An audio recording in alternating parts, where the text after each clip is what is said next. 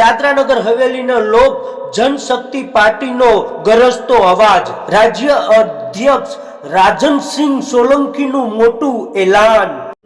लोक जनशक्ति पार्टी यहाँ पे जहाँ पे नहीं लड़ी है वहाँ पे लोक जनशक्ति पार्टी ने पूरी तरह से पूरी निष्ठा से भारतीय जनता पार्टी के उम्मीदवारों को जिताने के लिए जो भी मेहनत कर सकते थे उसी रूप में हमने एनडीए के घटक दल के रूप में ही काम किया है। और जहाँ जहाँ पे चुनाव हुआ वहाँ पे लोक जनशक्ति पार्टी ने पूरी तरह से उसके कार्यकर्ता जहाँ जहाँ पे अवेलेबल थे उन्होंने बीजेपी को ही समर्थन दिया है। सबसे पहला तो आप सब मीडियाकर्मीओનો ખૂબ ખૂબ આભાર। આજની અમારી પ્રેસ કોન્ફરન્સ અને આભાર સભા જે હતી એમાં તમે જે આવીને અમને જે માન આપ્યું છે એના બદલ તમામનો મીડિયાકર્મીઓનો ધન્યવાદ। લોક જનશક્તિ પાર્ટી રામવિલાસ દ્વારા દાદરા નગર હવેલીની આંબોલી, સુરંગી અને ખેડી પંચાયત 3 પંચાયતો પર અમારા સભ્યપદના કેન્ડિડેટો તથા સુરંગીની આંબોલીની અંદર અમારા સરપંચ પદના ઉમેદવાર તરીકે નામાંકન કરેલું હતું। જે ટોટલ સભ્યપદની અમે જે ફોર્મ ભર્યા હતા એ 6 હતા અને એક સરપંચ પદ માટે હતું, જેમાંથી 5 કેન્ડિડેટો અમારા જીતીને આવ્યા છે। પાર્ટીની રણનીતિ એકદમ ક્લિયર હતી। પાર્ટી જે કાર્યકર્તાઓ ઘણા સમયથી પાર્ટી જોડે જોડાયેલા હતા અને જે જગ્યાએ પાર્ટીનું પોતાનું સંગઠન મજબૂત હતું એ જ જગ્યાએ પોતાના કેન્ડિડેટો ઉતારવાનું કામ કર્યું છે। કોઈપણ જગ્યાએ જે જગ્યાએ અમારું સંગઠન ન હતું કે નાના પાયે હતું એ જગ્યાએ અમારા કોઈપણ કેન્ડિડેટો અમે ઉતાર્યા નહીં અને ખોટો દેખાવો કરવામાં પાર્ટીની વિચારધારા છે નહીં અને એના માટે જ અમે અમારી જે પંચાયતોની અંદર અમારું સંગઠન જ્યાં મજબૂત છે તેટલા જ પંચાયતોની અંદર અમે ઇલેક્શન આ વખતે લડ્યા છે।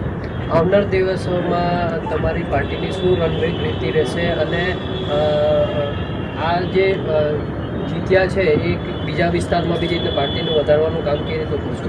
જેમ તમે કદાચ મારું ભાષણ દરમિયાન તમે અવેલેબલ હતા હશે તો મેં બહુ જ ક્લિયર મારા કાર્યકર્તાઓ તથા પદાધિકારીઓને મેસેજ આપ્યો છે કે દરેક કાર્યકર્તાની જિમ્મેદારી રહેશે કે પોતાની સાથે 5 નવા કાર્યકર્તા જોડવાનું અને સાથે સાથે તમામ પદાધિકારીઓને એક નિર્દેશ આપ્યા છે કે તમામ પદાધિકારીઓ 15 કાર્યકર્તા જોડીને પાર્ટીની તમામ દાદરાનગર હવેલીની પોતાના તમામ એરિયાની અંદર સંગઠન મજબૂત કરી અને પોતાના કાર્યકર્તાઓને મજબૂત કરવાનું કામ કરશે। શું આવનાર દિવસોમાં લોકસભાના કેન્ડિડેટ તરીકે બી પોતાના ઉમેદવાર ઉભો કરશો?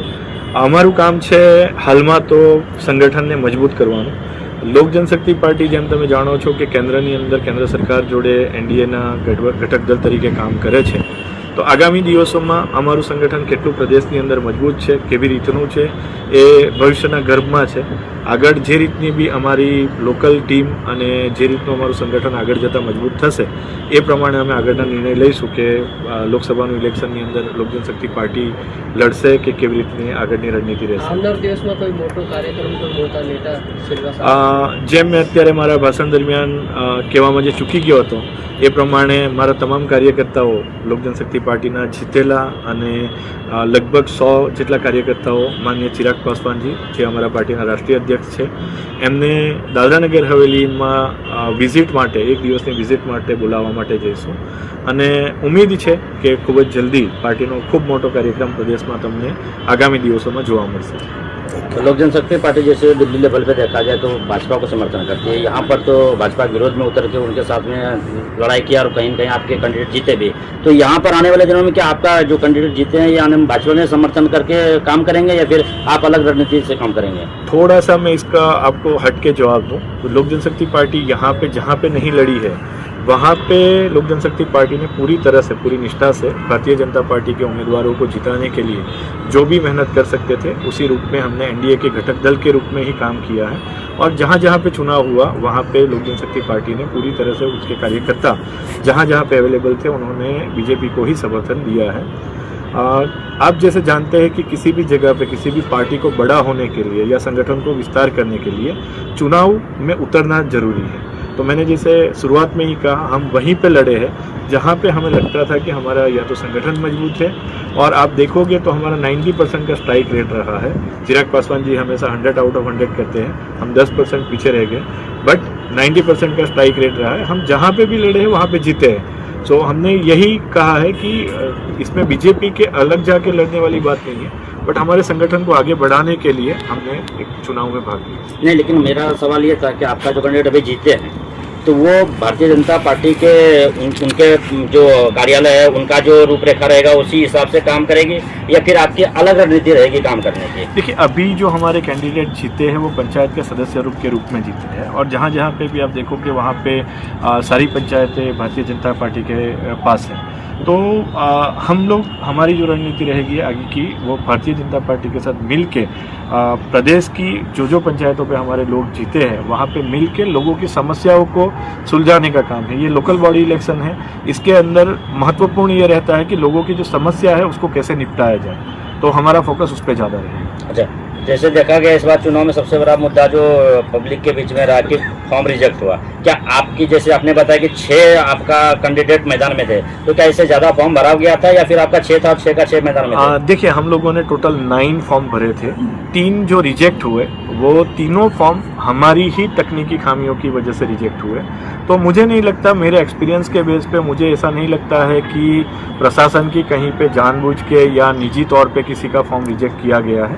ये भ्रामक बातें हैं। कांग्रेस के द्वारा जिस तरह से पूरे देश के अंदर एक भ्रामक बातें चलाई जा रही है, उसी स्तर पे उन्होंने यहाँ पे भी ये भ्रामक बातें फैलाने का प्रयास किया।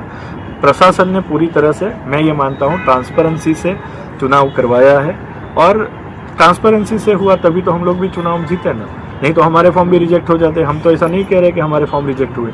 तो ये कांग्रेस के द्वारा उपजाई हुई भ्रामक बातें हैं जिसका कोई मोल नहीं है, और प्रदेश की जनता इसको भली भांति जानती है।